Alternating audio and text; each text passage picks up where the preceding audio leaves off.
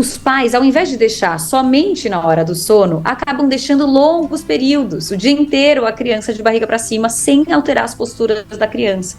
Então, uma coisa para bebês muito pequenos é alterar a postura da criança.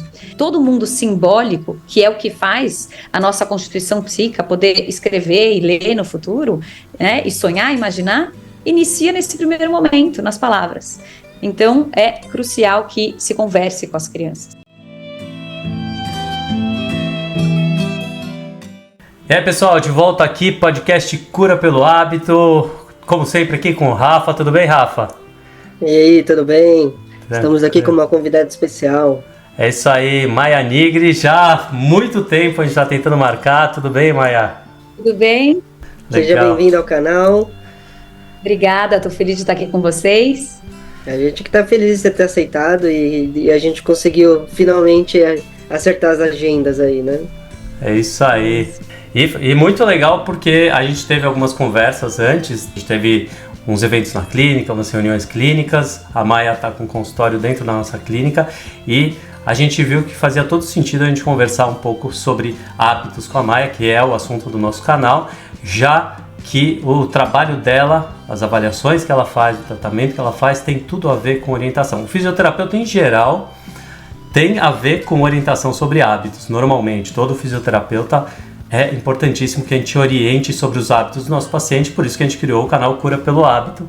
Mas o assunto que a gente vai tratar hoje com a Maia é diferente, porque eu mesmo nunca tinha discutido sobre esse assunto, eu nunca tinha ouvido nenhum fisioterapeuta falar com tanta propriedade sobre esse assunto, porque a Maia, ela, além de ser fisioterapeuta pediátrica, ela tem especialidade em avaliar sinais de risco de autismo, e ela vai explicar pra gente direitinho o que significa isso, além de ter outra especialização que é que é em relação a assimetrias cranianas e torcicolo congênito. Então explica um pouco pra gente, a gente vai falar principalmente sobre sinais de autismo, né? Então explica um pouco pra gente como funciona a sua avaliação, como foi essa sua especialização, como tem sido o seu trabalho hoje no dia a dia. Perfeito. Bom, obrigada primeiro. Então, a minha primeira formação é em fisioterapia, depois eu me formei em psicanálise e eu tive um espaço com uma sócia, um espaço de educação e saúde para crianças de 0 a 6 anos. Nesse ambiente onde a gente precisava muito dar um contorno para as famílias, nesse momento crucial da primeira infância, eu percebi como a parte psíquica e a motora, elas estão muito associadas, uma dependente da outra. Então, eu fiz a formação de psicanálise e, em seguida, eu me formei também numa especialização de sinais de risco de autismo.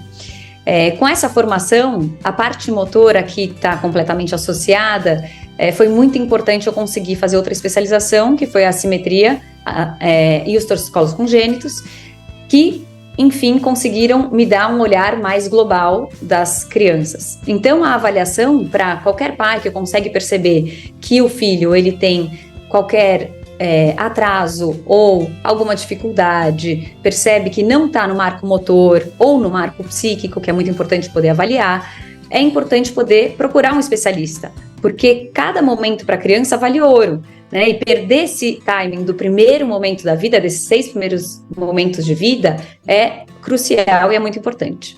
Então, é isso que eu faço. Eu avalio principalmente os bebês bem pequenininhos, entre 0 e 6 meses. E, Maia, por que é tão crucial esses primeiros 6 meses?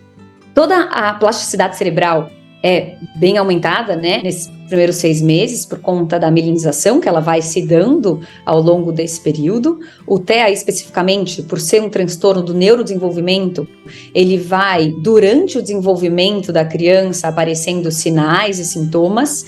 Então, quanto antes você poder atuar, você consegue melhorar esses sinais, esses sintomas, ou até mesmo eles não se manifestarem, dependendo de uma somatória de fatores do ambiente e genéticas. Então, e não só o TEA, mas qualquer dificuldade, né, motora, por exemplo, um torcicolo congênito, se você percebe que o seu bebê tem uma dificuldade e você vai deixando, quanto mais tempo passa, mais compensações essa criança vai fazendo, mais a dor ela persiste por um tempo, um período maior, E isso piora todo o desenvolvimento da criança, não só motor, como psíquico e relacional. Então, quanto antes você faz essa soltura que a criança consegue alcançar com uma organização melhor, uma tranquilidade, um prazer nas funções, ela vai se desenvolver muito melhor e com mais rapidez. Legal. E isso é interessante porque vai muito ao encontro com a visão da medicina chinesa, porque a gente fala muito do processo de concepção. Então, qual é a energia vital que foi dada, né? Qual é aquela energia essencial que a criança nasce, que a gente nasce. E esse processo ele tem a ver com a concepção, então é como está o estado dos pais no momento da concepção, como eles estão quando está acontecendo a concepção, qual é a energia vital desses pais no geral, e como é todo esse desenvolvimento do processo gestacional até terminar de amamentar. Isso, na medicina chinesa, a gente diz que é todo o processo de energia vital, né? A gente fala que você forma a sua energia vital nesse processo todo. E aí, dali, a criança tem uma boa energia para um bom desenvolvimento. Então, quando a gente nota já características, ou a gente já percebe que a gente teve na concepção, a gente já não estava tão bem, ou a gente percebe ao longo do processo que aconteceram coisas, né, na vida, no dia a dia, e a gente vai, e quando o neném nasce, se o neném, o bebê, ele já começa a se mostrar, às vezes, a gente fala, é difícil perceber, mas às vezes fraquezas, assim, então ele fica doente fácil, ou ele começa a reclamar muito. Isso são sinais na medicina chinesa que a gente já fala assim, já olha, porque tem alguma coisa da concepção, tem alguma coisa dessa energia vital do neném. E isso é fundamental, porque se você já percebe alguma coisa, você consegue repor isso no pós. E aí a gente chama o pós, que é a alimentação, os cuidados, o acolhimento e todo o ambiente, né? E aí a gente consegue já ali evitar que a criança, né, na vida dela, ela já nasça com uma energia essencial mais enfraquecida. Ela tenha ao longo. Então a gente consegue repor isso logo na primeira infância, logo nos primeiros 6 meses, como você falou. Por isso que me chamou a atenção quando você trouxe de 6 meses e dessa importância, então, da gente trazer essa concepção, né? Então eu queria só complementar aqui que está muito alinhado com a visão da medicina chinesa, principalmente nesses primeiros 6 meses, né? Então, isso é bem importante para a gente evitar, é importante, né? É importante para a gente ter o cuidado com a criança e poder evitar qualquer problema pós mesmo, porque desse processo de concepção a gente pode ter muitos outros problemas. E eu não sei se você sabe, Maia, no nosso livro, O Cura pelo Hábito, nosso primeiro livro, que a gente escreveu, o Rafa e eu, a gente tem um capítulo só voltado para falar sobre o desenvolvimento da criança e a influência do desenvolvimento do motor da criança, desenvolvimento neuropsicomotor da criança, nas consequências da postura do adulto, nas consequências das futuras dores que a gente vai ter, futuros comprometimentos. No caso, né, na nossa área, a gente fala muito mais das questões ortopédicas, porque é a área que a gente atua, né, mas dores ortopédicas, mas com certeza muitos outros aspectos. A gente até comenta um pouco sobre essa parte de envelhecimento também, em algumas partes do livro, o quanto pode acarretar, dependendo do comportamento durante a vida, e facilitar um processo de Alzheimer, Parkinson, que é mais na parte neurológica. Mas a gente fala mais das questões posturais mesmo e dores, né, que é para o que está voltado o nosso conteúdo sempre. E a gente vou já entrar com uma segunda pergunta aqui. Eu acho legal para a gente separar bem, porque as pessoas perguntam muito isso para a gente, como profissionais da área de saúde, e principalmente no caso da TEA, eu acho importante esclarecer, porque eu já ouvi alguns médicos falando sobre isso, eu sei que tem muita pesquisa em andamento sobre esse assunto, mas entender um pouco melhor o que tem até agora, o que a gente sabe do quanto a influência é maior, né, do transtorno do espectro autista, qual que é a influência maior, se é do ambiente ou da genética. O que está pré-estabelecido, o que já se sabe que tem de influência já pré-estabelecida e o que o ambiente está influenciando. Legal. Então, primeiro eu acho importante a gente poder falar do que é a TEA, né? Então, a TEA, ela não é uma doença, é um transtorno do neurodesenvolvimento. Então, como a gente falou, durante o desenvolvimento da criança, esses sinais e sintomas, eles vão se dando de acordo com a mielinização cerebral que vai se dando e as experiências que essa criança tem, né? Então, sabe-se que na psiquiatria, o TEA é a condição com a maior heredabilidade, de 64% a 91%. Então, tem alguns estudos que chamam até 91%. Então, a heredabilidade é muito alta. Realmente é um fator importante a genética, com certeza. Tem outros fatores importantes associados para aumentar ainda essa possibilidade. Então, por exemplo, prematuridade, gemelaridade. Se você tiver já um irmão, né, um primeiro filho que já tem TEA, a chance de você ter um segundo filho é mais ou menos 20% maior. Então, tem outras questões que também estão associadas a essa questão de aumentar as chances de você ter um filho com TEA. Porém, o que se sabe também nas pesquisas é que a TEA é epigenética. E o que quer dizer epigenética? Quer dizer que a genética tem uma predisposição, mas apesar dessa predisposição, o ambiente pode favorecer a manifestação ou não desses genes. Dependendo de como são as primeiras experiências dessa criança, ele pode manifestar ou não essa predisposição genética. E isso é fenomenal, né? É super importante. Olha que mudança de vida e de panorama que é para uma família, saber que se eu consigo pegar um sinal de risco bem precocemente, eu consigo intervir. E como que a gente consegue, né? Quando intervir? Né? Muita gente, mas quando eu posso intervir? Então, tem dois estudos bem importantes, tem muitos estudos, mas dois bem importantes que eu queria trazer aqui. Um é sobre uma ressonância magnética que fizeram com crianças a partir dos 6 meses, né, no córtex frontal, e viram que o córtex frontal de crianças com 6 meses de idade, que futuramente vão ser diagnosticadas com TEA, ele já tem uma alteração no cérebro, né, nesse córtex frontal. Então, se a gente percebe que a partir dos 6 meses já tem essa alteração, eu entendo que a gente tem que ter uma atuação antes disso. Quer dizer que não adianta mais fazer nenhum tipo de intervenção depois? Não, não é disso que a gente está falando.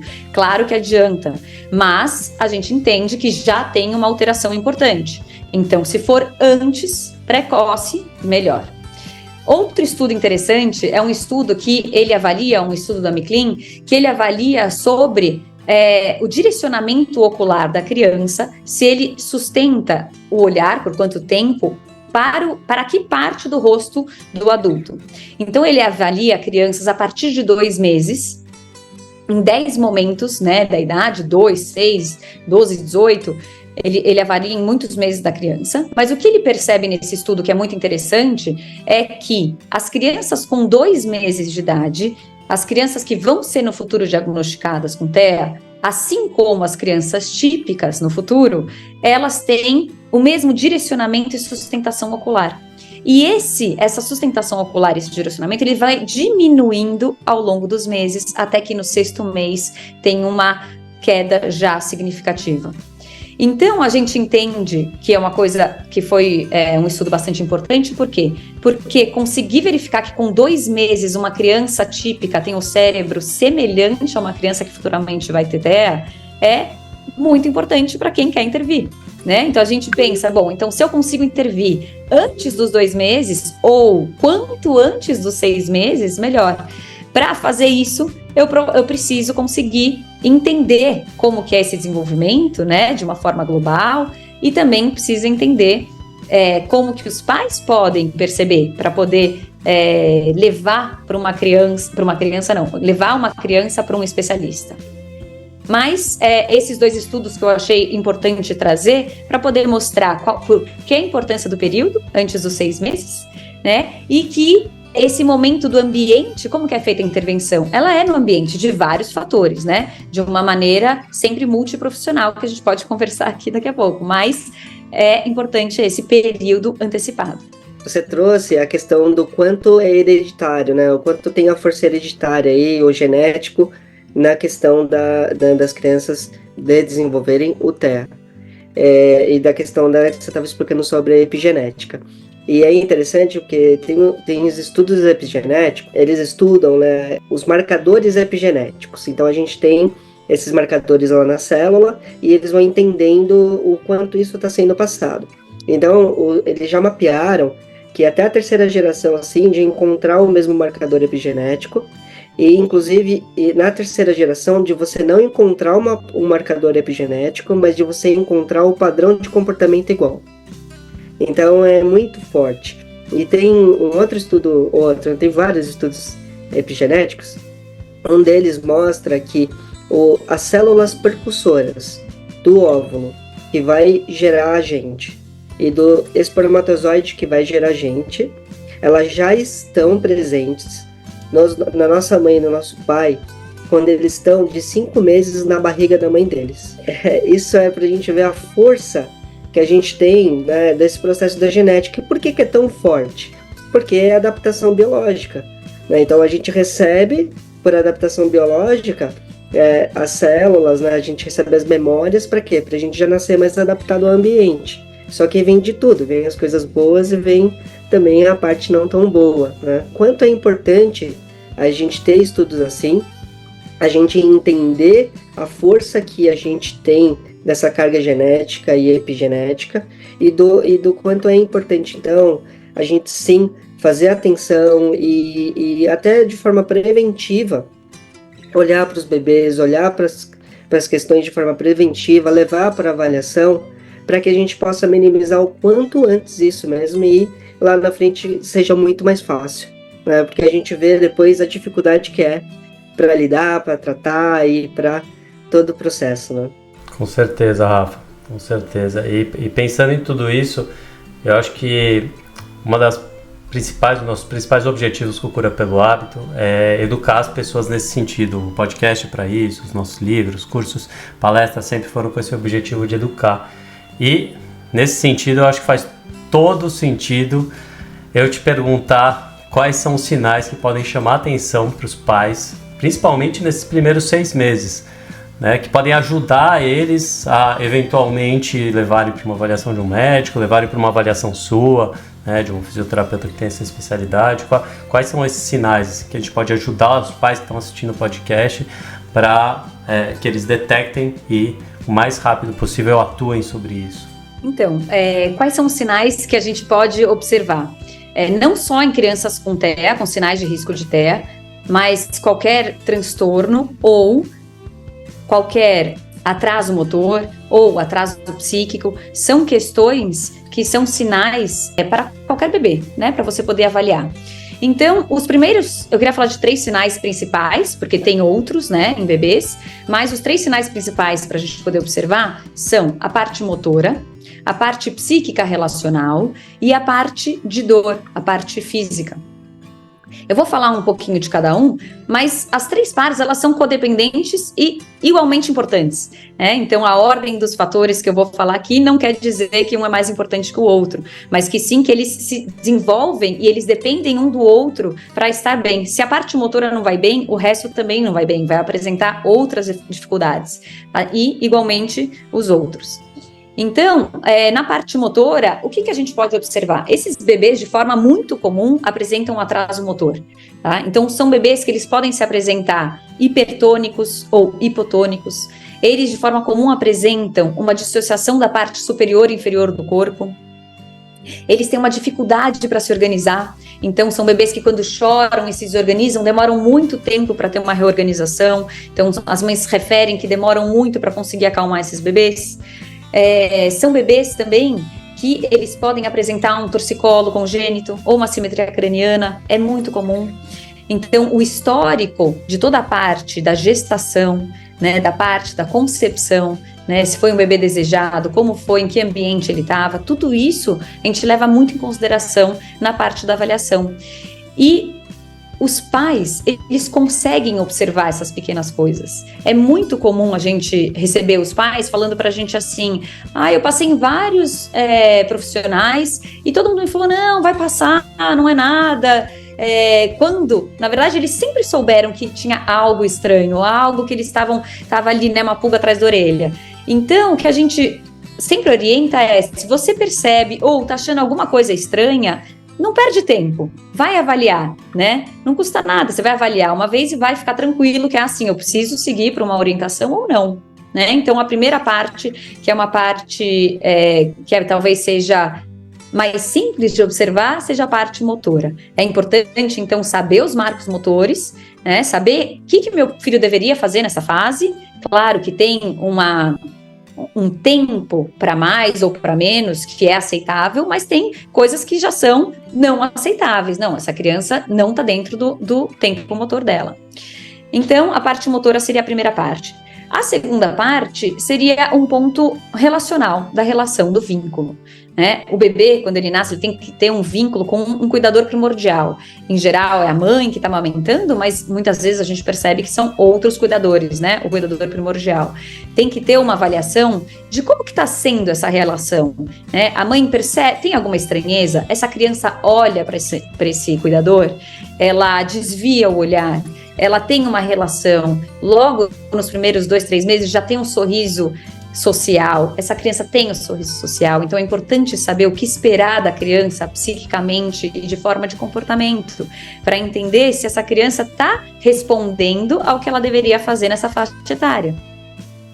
Certo? Uma coisa importante na nossa avaliação, que a gente usa bastante na psicanálise, né, que é a área do meu estudo, é sobre o terceiro circuito da pulsão. A minha professora maravilhosa Lasnik foi a primeira pessoa que falou sobre isso, né, através de estudos de Freud, Lacan. Ela instaurou esse terceiro circuito da pulsão, né? As crianças, elas, numa constituição psíquica típica, elas fazem os 3 tempos, né? E esses 3 tempos, eles se aplicam em todas as partes sensoriais. Então, ele, por exemplo, no olhar, ele faz olhar, ser visto e fazer ser visto. Na audição, escutar, ser escutado e fazer ser escutado. Então, em todas as partes sensoriais, eles se apresentam. Então, eu vou explicar o que é o terceiro circuito, que parece uma coisa muito difícil, mas na verdade não é. Todo mundo vai conseguir, com exemplo, visualizar o seu bebê ou uma criança pequena nessa situação. Então, por exemplo, no olhar, o fazer-se olhar, né? É, por exemplo, uma criança que a mãe estava dando de mamar, ela olha para outra pessoa e a criança faz um ruído ou alguma coisa, e ela chama a atenção da mãe para fazer ser vista.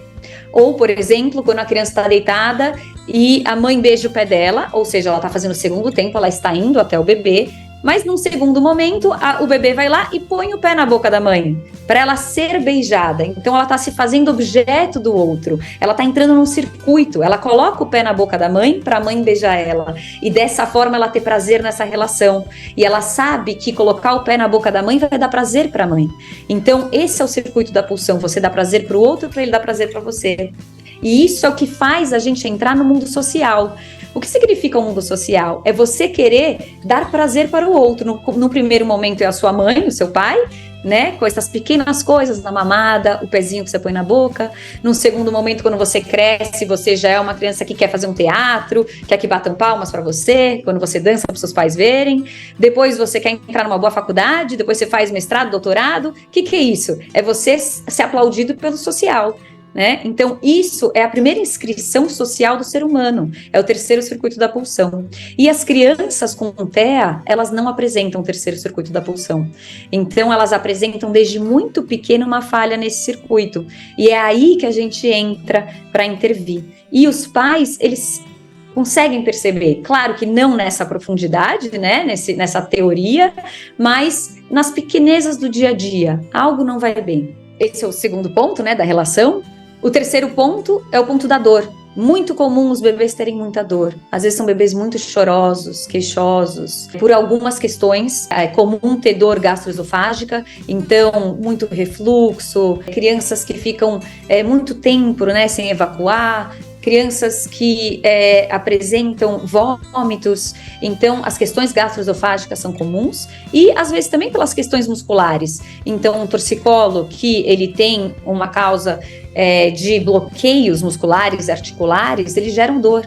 Então, às vezes, essas musculaturas muito rígidas podem dar dor de cabeça, dor ao se movimentar. Então, são crianças que ao se movimentar ou ao ser tocadas, elas se queixam muito ou ficam muito paradas para não ter essa experiência inconveniente da dor. Então, esses 3 pontos, acho que são os 3 pontos que a gente mais observa, né?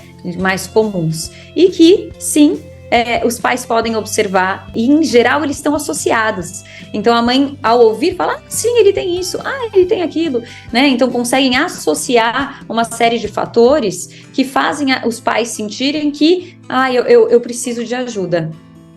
Acho que é um pouco por aí.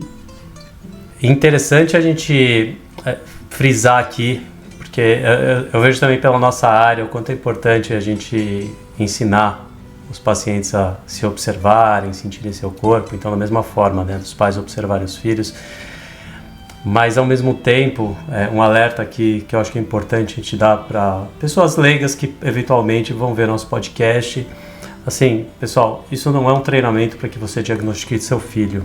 Isso são informações para que você observe e consiga entender qual o momento de levar para a avaliação de um profissional. A gente nunca fez o podcast com o objetivo de ensinar as pessoas a fazerem diagnóstico. Então, eu acho isso bem importante, principalmente pelo fato de que às vezes assusta um pouco, porque a gente vê uma criança que não tem nenhuma alteração e às vezes pode apresentar em algum momento algum comportamento diferente.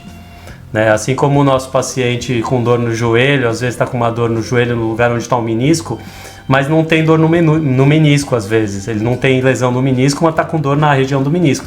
E aí o cara lá sabe que, se deu um estalo aqui no meu joelho, estou com dor aqui, eu tenho lesão no menisco, vou ter que operar. Então é mais ou menos nesse sentido, assim, não se autoavaliem, é para observar e levar para o profissional que vai fazer o diagnóstico, né? Ajudar na direção do diagnóstico, né? Acho que é bem por aí. O nosso objetivo é mostrar que existem profissionais e que é só se a gente de alguma forma tem alguma dúvida, a gente pega e leva a criança para avaliação, que é o melhor que a gente pode fazer, né? E como a Maia falou, né? Você tá com aquela pulga atrás da orelha, mas você vai deixando, né? Então vai e já resolve, né? E tem uma questão também importante, que eu vejo também como um dos sinais que a gente pode utilizar, que aí não é o sinal só, não é o sinal da criança, né? Que a Maia já falou todos aí com bastante propriedade, mas é o sinal de cada pessoa, de como faz a gestão emocional, como essa pessoa ela sabe gerir as suas próprias emoções. Porque na medicina chinesa, a principal causa de qualquer alteração, o primeiro ato são as emoções. As emoções desorganizam muito o nosso fluxo energético. E a gente, até no Cura pelo Hábito, já demonstra qual o impacto que as emoções têm no nosso organismo físico. E como que a gente faz, então, por exemplo, um diagnóstico, não um diagnóstico, como a gente faz um sinal de alerta rápido para falar assim, olha, eu acho que aqui, esse meu comportamento pode, de alguma forma, influenciar e gerar alguma coisa. É quando a gente se estressa muito fácil, quando a gente fica nervoso muito fácil. Então, qualquer coisa que acontece, a gente fica muito nervoso, a gente descompensa, né? Quando eu falo descompensa no aspecto... a gente fica meio fora sem saber o que fazer, fica meio sem... ou realmente fica muito irritado, muito nervoso. Você realmente percebe que você não consegue, você fica num estado difícil de voltar ao normal e aí demora para voltar. Ali já está mostrando que você tem uma questão emocional que precisa ser trabalhada e que isso pode gerar consequências futuras, tanto no seu processo, né, no bebê e, por exemplo, principalmente na questão gestacional. Então, tem estudos da Yehuda que ela demonstra que mães que passaram por estresse ao longo da gestação tiveram na placenta aumento do cortisol, que é um dos hormônios do estresse, e essas crianças depois, comparadas com crianças de mães que não tiveram, né, não ficaram com estresse crônico, com 1 ano e meio de idade tiveram um desenvolvimento mais atrasado. As crianças de mães estressadas tiveram um desenvolvimento mais atrasado do que as das mães que não eram estressadas. E quando eu falo mães, lembra que são os pais.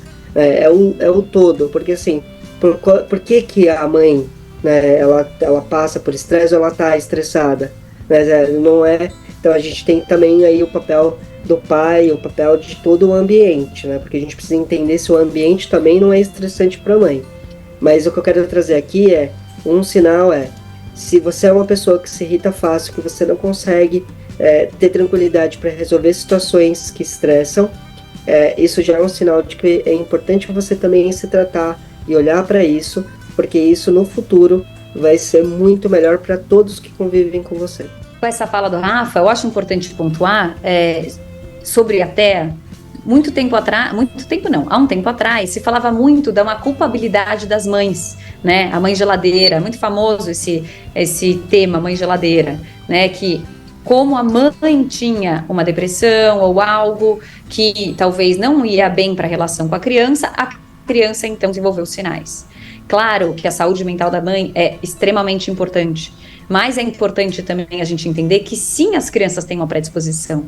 Então, às vezes, as mães são perfeitamente saudáveis, né? E são super afetuosas e estão vinculadas, mas mesmo assim a criança tem uma dificuldade na relação. Tem outros estudos, que é muita coisa para trazer no mesmo dia, mas sobre a dificuldade de uma mãe com crianças que depois vão se tornar com diagnóstico, né, vão ter um diagnóstico de TEA, a dificuldade de conseguir pegar essa criança no colo e organizar em relação a crianças que no futuro são típicas, como as outras mães têm muito mais facilidade, né? O corpo da criança também não ajuda essa mãe. Então a gente tem que entender que é uma somatória de fatores, não é para ninguém sair correndo e falar, eu vi, meu filho não olhou uma vez pro meu olho, então será que ele... Não, claro que não, né? Não é para ninguém se desesperar. É sempre uma somatória de fatores. É o ambiente, é como nós nos sentimos, é como essa criança se apresenta, como o corpo dela se apresenta, né? São tantos fatores que eles precisam ser olhados com calma e minúcia e com gentileza, porque em geral, pais e mães estão sempre se culpando, né? A gente está sempre pensando o que eu fiz, será que eu não estou vendo? Mas por um lado é bom, porque aí a gente fica atento para que se sim realmente é necessário, a gente pode ir atrás e buscar ajuda. Então, para a gente fechar, já que a gente já está nessa direção mesmo da última pergunta, fala um pouco mais, fala mais 3 hábitos, assim, pelo menos, que podem ajudar os pais, hábitos saudáveis que vão ajudar a minimizar ou diminuir as chances, principalmente, na verdade, ajudar no desenvolvimento das crianças, vamos falar assim, 3 hábitos saudáveis que vão ajudar no desenvolvimento das crianças, dos pais, né? Legal. Eu penso primeiro na parte motora. Como os pais podem ajudar as crianças na parte motora? Primeiro, assim, os bebês, eles precisam de muito chão. A gente percebe que as mães e os pais, né, do recém-nascido, acaba deixando o bebê muito de supino, de barriga para cima. Por quê? Desde que teve a lei de dormir de barriga para cima por um risco maior de morte súbita, os pais, ao invés de deixar somente na hora do sono, acabam deixando longos períodos, o dia inteiro, a criança de barriga para cima, sem alterar as posturas da criança. Então, uma coisa para bebês muito pequenos é alterar a postura da criança. Então, a postura de bruços é uma postura fisiológica agradável para a criança. Bebês pequenininhos adoram essa postura, e deixar eles de bruços, se eles já dormiram, se eles já se trocaram, já tomaram banho, eles devem ficar no chão, ou no colo, de bruços, deitadinho. Tem várias posturas que a criança pode adotar, de lado, né? Claro, sempre em segurança, não deixar em cima da cama, em cima do sofá, que a gente vê muitos acidentes, né? Que você acha, não vai acontecer nada, mas quando você pisca o olho, a criança caiu.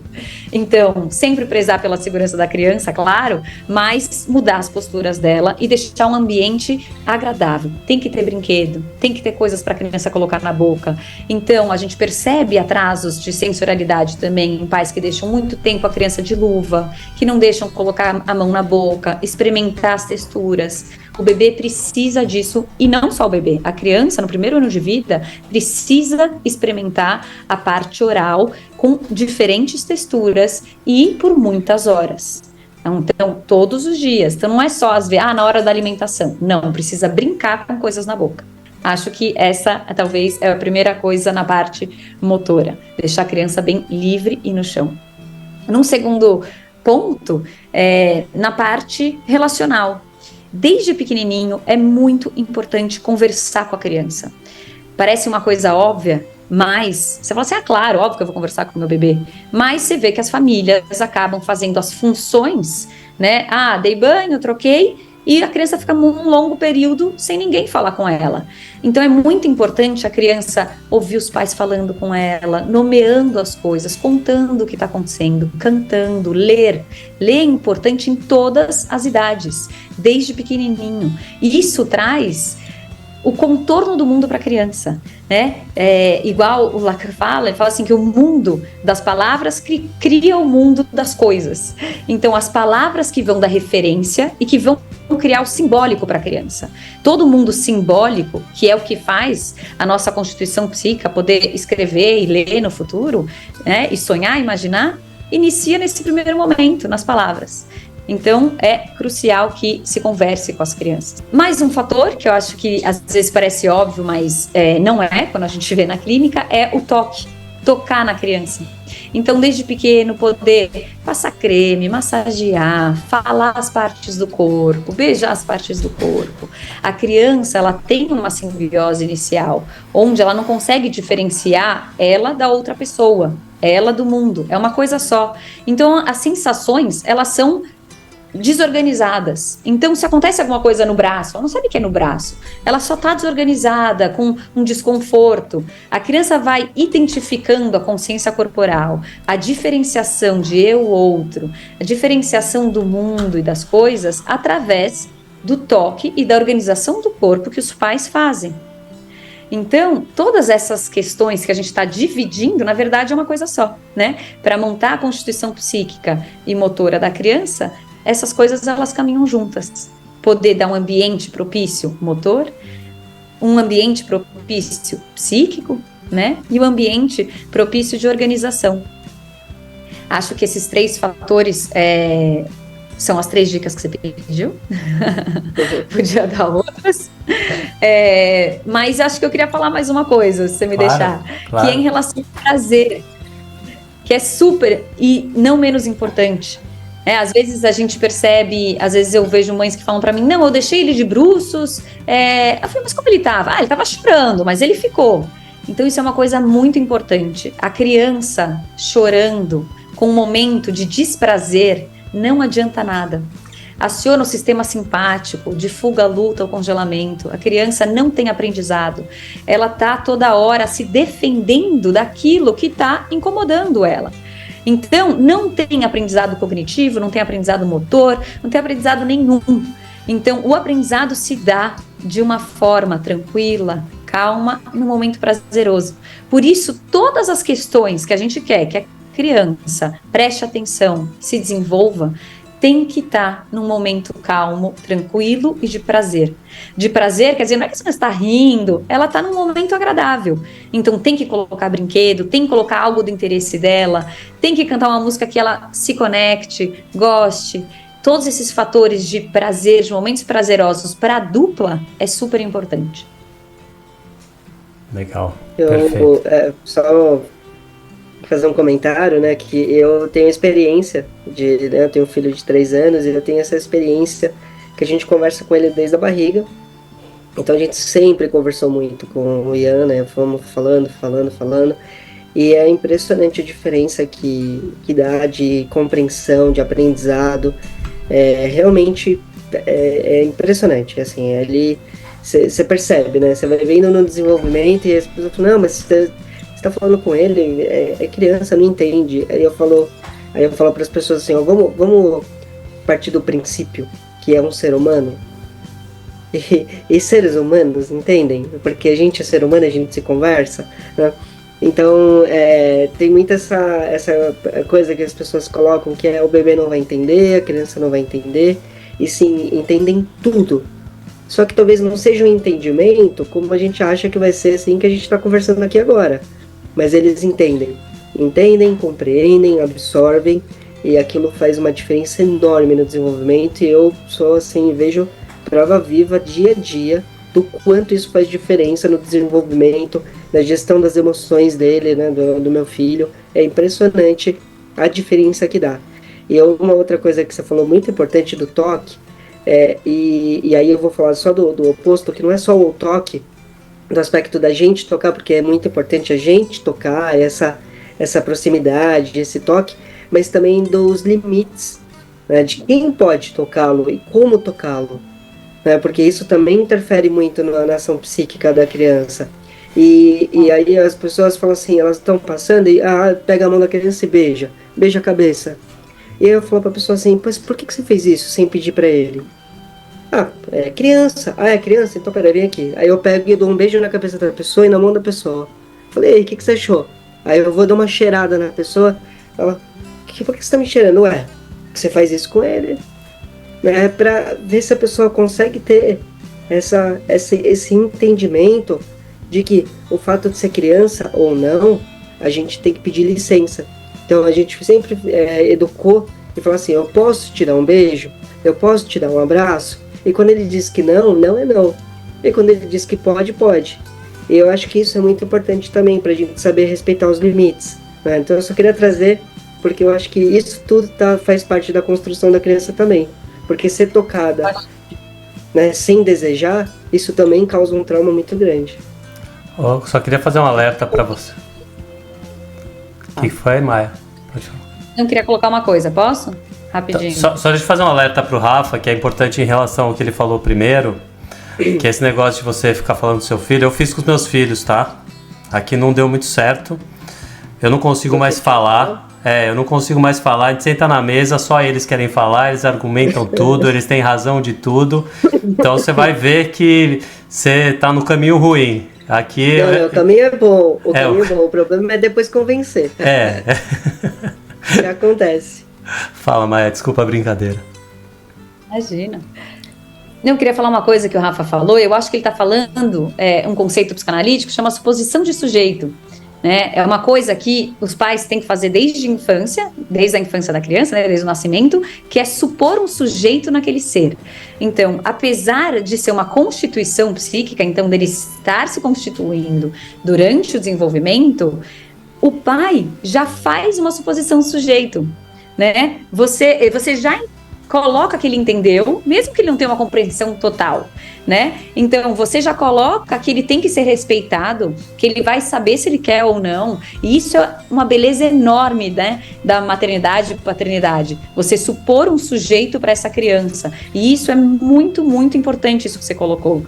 A gente poder respeitar o outro, o bebê, é você saber que tem um sujeito ali, né, que sente, que quer, que não quer, e muitas vezes isso é ignorado mesmo, né? Vai lá dar um beijo no seu avô porque ele quer, vai lá, faz isso porque o outro quer, né? E o que a criança quer?